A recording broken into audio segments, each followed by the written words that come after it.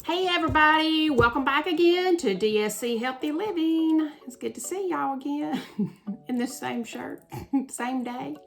Anyway, I'm sure y'all are not watching all these in the same day. If you are, please comment and let me know that because I really appreciate that. I can be entertaining though, you never know what's going to happen or what I'm going to say. Okay. So this is the video number 4 of the series that I'm doing on creating a healthy environment that will in turn give you the willpower that you need on your health journey or just in life, as some of these examples are stating. Look at this wild, crazy hair here sticking out. What the world? I can't. Anyway, all right. So we're just taking down in that first video I had you to break down your daily routine, and some of those areas are what we're concentrating on, and one of those is the car and restaurants. So we're going to kind of combine both of those because you have to get in your car to go to the restaurant. So these are areas that you can control, and you can set up a healthy environment. So I think personally that the car, like the last video we talked about the being in the fridge or the first, anyway, the kitchen and doing your prep and your storage and how to like maneuver around dinner time. So, and instead of having food in the house, it's easy to, you can get it out of the house, right? So if you're in your car, I just think it's more, not dangerous, but it's more tempting because you're out and you can go any place you want to in that car. Typically, you have a lot of access to those fast food drive-through places. So, again, even gas stations, they have a lot of those gas stations where you can get all those hot dogs and things that they keep on hand. And I remember one place, Caitlin always used to like to go over at Beaver Dam Pantry, for you local peeps. They had those nachos or whatever, I don't know. It's just, you could get all kind of unhealthy food at these places. So yeah, the car I think is more dangerous than anything, or tempting. So number one is the obvious way to make this easier for you, especially like if you drive to work every day, or if you have to go a couple times a week, whatever. If Starbucks is one of your nemesis, I guess you'd say. So if that is hard for you to say no to that coffee. Now, coffee, like I said, is great. We love coffee. We think coffee's a great part of your diet, but you can't put all that other stuff in it. So Starbucks coffee, I think those fancy coffees, I want to say you're looking at 800 to 1,000 calories in just that one cup. So that is a definite, if if you're on one of our plans, you're eating 1,000 calories a day. You want to do that. Then if you had, anything, so any fast food area, so you want to avoid those when you're going to work. So just pick another direction, pick another way to go to work. And if you're like, well, I don't, that might not be time. If you go to Google Maps and you go a different route, 9 times out of 10, those routes are like maybe a minute or two different. So and you might see something you didn't even know was there. So just venture out a little bit, go a different way. Try it on your way home one evening, so you're not, as far as worrying about getting to work on time or whatnot. If you need to leave 5 minutes earlier, so be it. Another thing you can do to make your car a healthy environment is to stock your car with healthy food. So then you're less tempted to actually stop anywhere. And if you're on program with us too, of course, fuelings are the best thing in the world to have in your car. And summertime, yeah, some of the bars may be a little about getting a little gooey, but to me, like the s'mores bar, oh my gosh, I like throwing it up on the dash anyway and letting the sun hit it and get it gooey like a actual s'more. So it's really fine. You can put some of the bars in the car, the crunchers. Another thing you can do is have almonds in there. And almonds, that can be a tricky one too, because you know, they have this 100-calorie bag of nuts that you can get. That's a small amount in there, and there's a reason why. Nuts are a good healthy fat option, but they also are high in calories. So you really have to watch the intake of those. So don't buy a humongous bag of almonds and keep those in the car, because you'll sit there and maybe grab and eat out of that bag and eat half of them before you know it. So get little Ziploc bags and weigh those out. And you can do an ounce of them, or count them out, about 15. And that way they're in that bag and that's all you have in the car. Or, you know, you have several bags, but just that's all you're going to eat is what's in that one bag. So that's a good way to do that. And also that's a good option too. If you're running around after work and you're not home in time and it's time for you to eat your dinner, then you can eat a bag of those nuts and hit your button. We have a little app, if you're not on program, that actually helps us keep track of when we need to eat. So you can hit your button and then you've got an hour to get your supper. So that's another good reason to have those with you. And let's see. Another thing you can do too is podcast. If you have not listened to a lot of podcasts, we have some for our program, but there are so many options out there. If you have a topic that you are interested in and you want to learn more about pottery, if you want to learn more about whatever, you know, look up a podcast. And motivational podcasts are great too to help get you your mindset right, especially if you're trying to eat healthier. There's plenty of those out there, so look up some of those and have those handy. Music is always a good option too. Now you kind of have to watch music, because sometimes if you get into the music too much and you're driving, you may like mash the pedal a little bit more. Sorry, something come on her phone. You might, you know, want to mash the gas a little bit faster, or, you know, if you're really shaking your head at a stoplight, you know, you're doing some head banging. Like, anyway, you can make a lot of people look at you funny. So just caution with the music. But anyway, that, you know, that's always something. Keep yourself occupied with those. And also take several bottles of water with you in the car.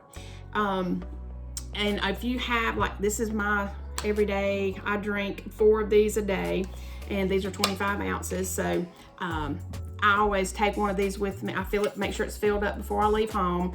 And I have another one, like a corksicle or a Yeti, that I put water in, and that way there's a cold one. So if I'm going somewhere and staying for a while, and then I have another one coming home. Or in the summertime, it's really, you can put ice, because this one's not insulated. You can just fill it with ice and then leave it in the car. And then by the end of that, you can, you know, by the end of the day, if you're getting back in the car from work or wherever you're at, it's melted and it was good and still cool. If you don't have a Yeti or a corksicle, just make do with what you got. So that's a good option. And in the wintertime, you know, just put it in there and leave it, because it'll stay cold. Let's see. And another thing too, I think you should do is keep your car clean.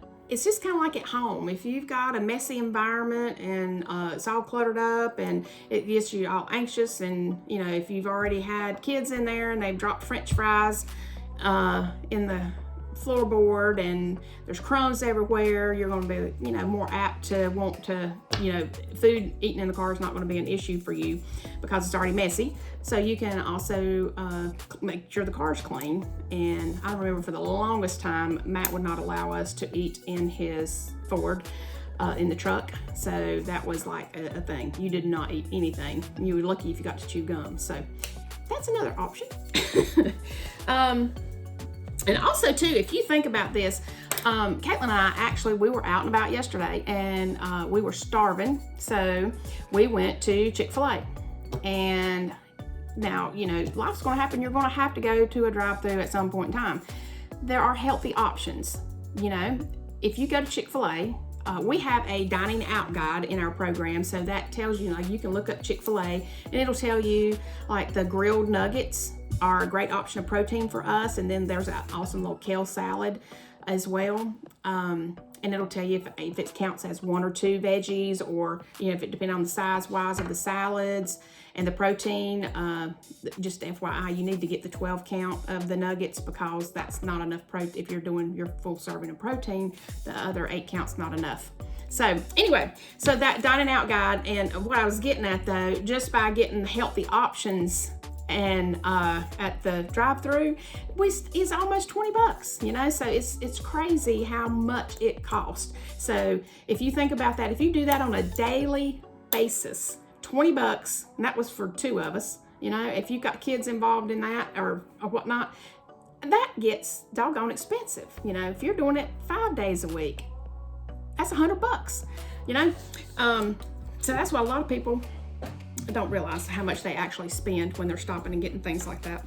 All right, so dining out guide also has a great little section in there too, like if you want to go eat Mexican, but Me Pubs is not going to be listed in there, a local Mexican restaurant. So it just tells you if you're at a Mexican restaurant how to maneuver around that. So that dining out guide is great. But anyway, so if you're at a restaurant, another thing you want to do is how to control that environment is control where you're going. So make healthy choices about where you're going, and make sure they have healthy options when you go. And when you're there, and going out every once in a while, that's a great treat. It's just, you want to treat yourself sometimes. But you always want to visualize the plate, the 9-inch plate that we talked about in one of the other videos.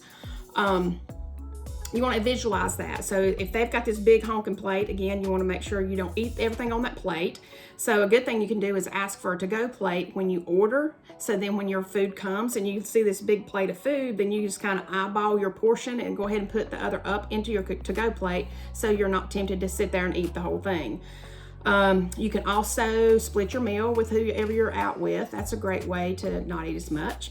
Or you can order 2 appetizers instead of getting an entree. So get a soup and salad. Just stay away from the creamy soups and the dressings, I always try to go for the lighter options with your dressings, or I carry mine in my pocketbook.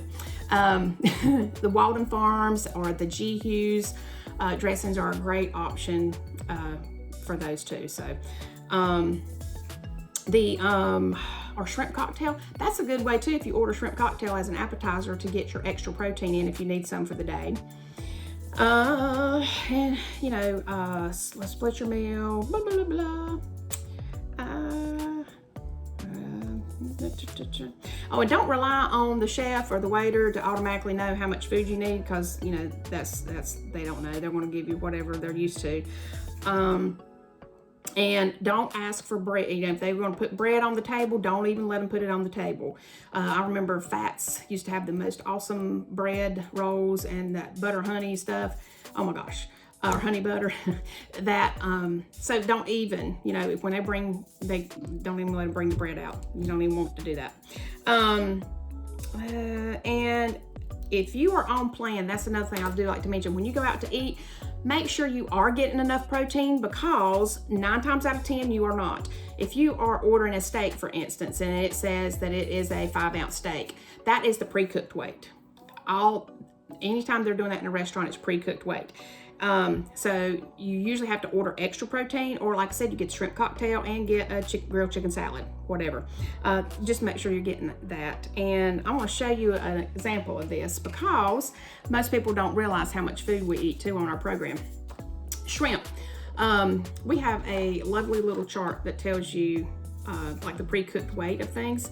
So I have measured out the exact amount of shrimp that we eat for 1 serving. So we get 7 ounces of shrimp, cooked shrimp, when on program, and it's one of the leanest meats. So 7 ounces of shrimp is a lot. So this is a bowl. This is all of the shrimp you get to eat, and this is the Argentine yummy, yummy shrimp. And I'm going to use this plate as an example. This is the plate we showed earlier, and this is the side where your veggies go, right? So normally this would be like a 5-ounce steak, or what, a big chicken, 6 ounces, whatever. But this whole area is going to take up the shrimp. And I mean, this whole plate, really, I'm going to put the shrimp on here just so you can see the amount of shrimp that we actually get. You do not get that at a restaurant. When you get shrimp at a restaurant, it is not going to be that much shrimp. So you have got to ask for more. They'll usually give you 6 on a skewer with some veggies. Anyway, so another thing you want to do, okay, stay away from your sauces, your creams. Why do I keep running over? I need to quit talking so much.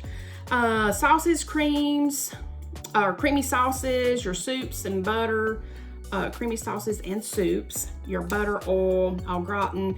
And if you don't know what that is, that's like breadcrumbs and or grated cheese and browned under a broiler. So you don't want that, or any kind of breaded meat, any kind of breaded anything really. Alfredo, gravies, and blackened. A lot of people think blackened is better, but blackened is actually usually it's dipped in butter or oil, and it comes with a lot of spices on it, so that's a lot of sodium probably, and then they pan fry it, so that's a whole nother ballgame of not good for your health. So don't think blackened is better.